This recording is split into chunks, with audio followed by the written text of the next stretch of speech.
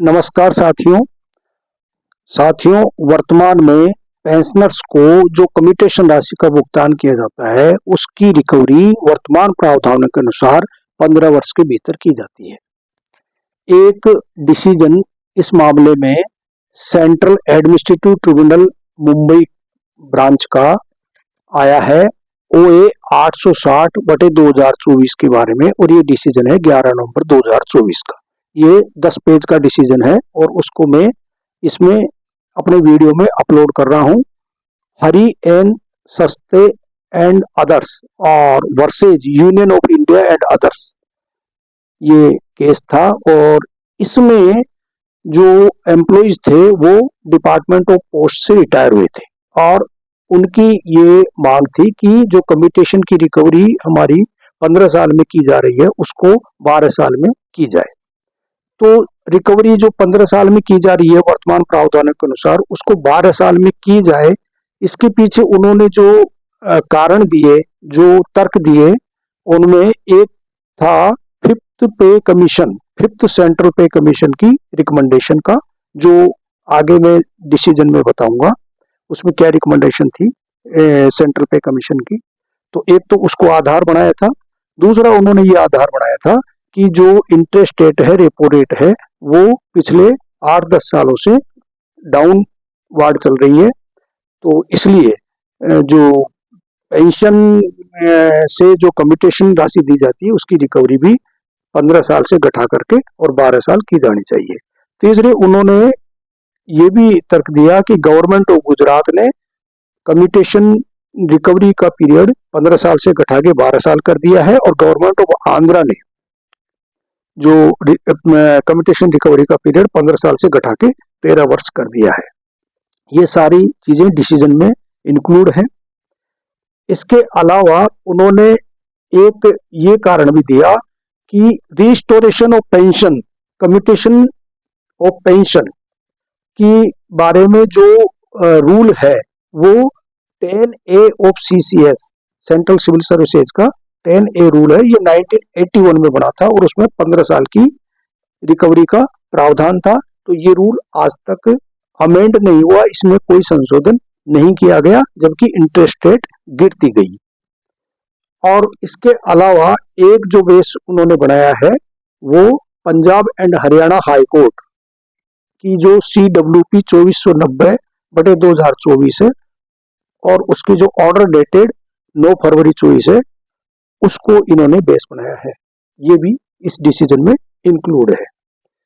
तो इस सब के बेस पे जो उन्होंने कोर्ट के समक्ष तथ्य रखे, कोर्ट ने उन सारे तथ्यों पर विचार किया और विचार करने के पश्चात जो कोर्ट ने मतलब डिसीजन दिया, ये डिसीजन ये का पेरा 10 आप देखिए, उसमें कोर्ट ने जो है उसका उल्लेख किया है कि fifth central pay commission has made recommendations of reducing the period of commutation to 12 years. और उस पेरा को भी कोर्ट ने उल्लेख किया है जिसमें सेंट्रल पे कमीशन ने कहा है कि having regard to all relevant factors we recommend that the commuted portion of pension should be restored after a period of 12 years taken from the actual date of commutation. We would, however, argue government to ensure that the commuted value is disbursed promptly to the pensioners and in any case not later than 90 days from the date of submission of necessary applications. इसके बाद में जो इसका decision का para 11 है उसमें court ने कहा है कि this portion indicates that the restoration of commuted pension shall be done within 12 years. There is nothing on record to show that the government of India has not accepted these recommendations. तो यानी court ने यह कहा है कि कहीं भी ऐसा उल्लेख नहीं है, कोई ऐसा डॉक्यूमेंट नहीं है जिससे ये माना जाए कि गवर्नमेंट ऑफ इंडिया ने इस रिकमेंडेशन को एक्सेप्ट नहीं किया है। इसके बाद में जो पैरा 12 है उसमें कोर्ट ने कहा है कि it is worth nothing that the applicants have given the calculation to show that the commutation of pension happens within 12 years।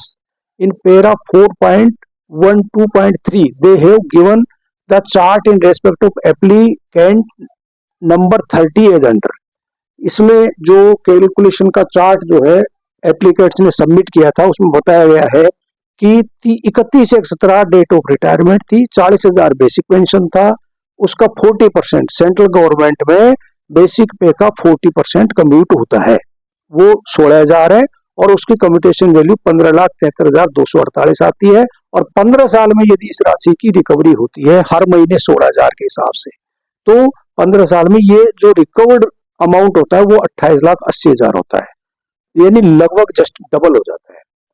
और यदि 12 साल में भी इसकी रिकवरी होती है तो वो 23,04,000 के करीब आती है और वो भी लगभग 1.5 गुना हो जाती है। तो पैरा 13 में फिर कोर्ट ने कहा है कि respondents have how nowhere denied that the committed pension cannot be recovered within 12 years. This shows that the respondents admit that the committed pension is recovered within 12 years from the date of retirement. तो court ने कहा है कि भाई कहीं भी जो respondents है, जो सरकार जो रेस्पोंडेंट है इसमें, तो सरकार ने कहीं भी ये नहीं कहा कि 12 साल में ये अमाउंट रिकवर नहीं हो सकता। तो इसका मतलब ये अमाउंट 12 साल में रिकवर हो सकता है। Once this position is admitted, then the fact remains whether the respondents as a model employer can continue to recover the amount till the expiry of 15 years। यानी 12 साल में यदि अमाउंट रिकवर हो सकता है, जिसके लिए गवर्नमेंट ने यानी रेस्पोंडेंट ने कहीं भी डिनाई नहीं किया है, तो उसके बाद में क्या ये उचित है एज मॉडल एम्प्लॉयर कि इस रिकवरी को 15 साल तक किया जाए। As indicated above, the respondents have not explained that the amount of committed pension cannot be recovered in 12 years. Once it becomes an admitted position that the amount can be recovered in 12 years, there is no propriety in allowing the respondents to continue to make the recovery।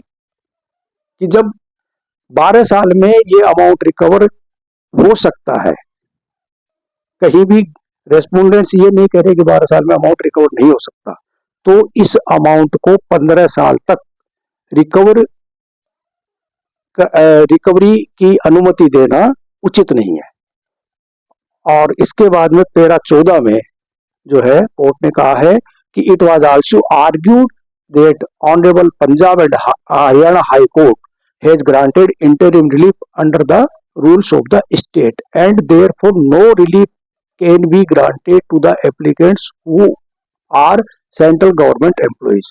We don't find any substance in this submission. The respondents have not explained as to how the state government rules are different from the rules of central government. यानी इसमें मतलब इन्होंने कहा है कि Punjab and Haryana high court का जो decision है, जो रिलीफ है, और जो रेस्पोंडेंट्स कहते हैं कि ये तो स्टेट गवर्नमेंट के लिए था, लेकिन कोर्ट ने ये कहा है कि भाई कहीं भी ये चीज नहीं बताई गई है, ये एक्सप्लेन नहीं किया गया है कि how the state government rules are different from the rules of central government. और इसके आगे कोर्ट ने फिर ये भी कहा कि यदि कंटिन्यू 15 साल तक इसको रिकवर करने की परमिशन दी जाती है तो इसका मतलब होता है rather government is advantage position. तो गवर्नमेंट तो एक लाभकारी स्थिति में है फिर 15 साल तक अगर रिकवरी करती है तो। और इन सारे तथ्यों को देखते हुए कोर्ट ने पैरा नंबर 15 में लिखा है कि having regard to the above we are inclined to grant interim relief to the applicants number 10, 11, 13, 14, 15, 27 and 39. The respondents till further order shall not recover the amount towards commutation of pension in respect of the applicant number 10, 11, 13, 14, 15, 27 and 39 who have completed 12 years after the retirement. यानी जिन्होंने भी retirement के बाद में 12 साल complete कर लिए हैं उनकी रिकवरी टिल फर्दर ऑर्डर नहीं की जाए। एक तरह से ये स्टे हो गया और अगली डेट 19 दिसंबर 24 की है। यद्यपि जो एप्लीकेंट्स थे उन्होंने ये डिमांड की थी जो इस डिसीजन के पैरा 8D में है कि जो भी एक्सेस रिकवरी की गई है उसको 6% इंटरेस्ट सहित लौटाया जाए और जो पैरा 8E में है, उसमें ये भी डिमांड है कि 2024 में जिन्हें 12 वर्ष पूर्ण हो गए हैं और आगे भी जिनको 12 वर्ष पूर्ण होने जा रहे हैं, उन सब पर भी ये डिसीजन लागू हो। तो इसके बारे में कोई स्पेसिफिक टिप्पणी कोर्ट द्वारा नहीं की गई है। 19 दिसंबर 24 को इसमें जो अपडेशन आएगा मैं आपको अपडेट कर दूंगा। तब तक के लिए धन्यवाद।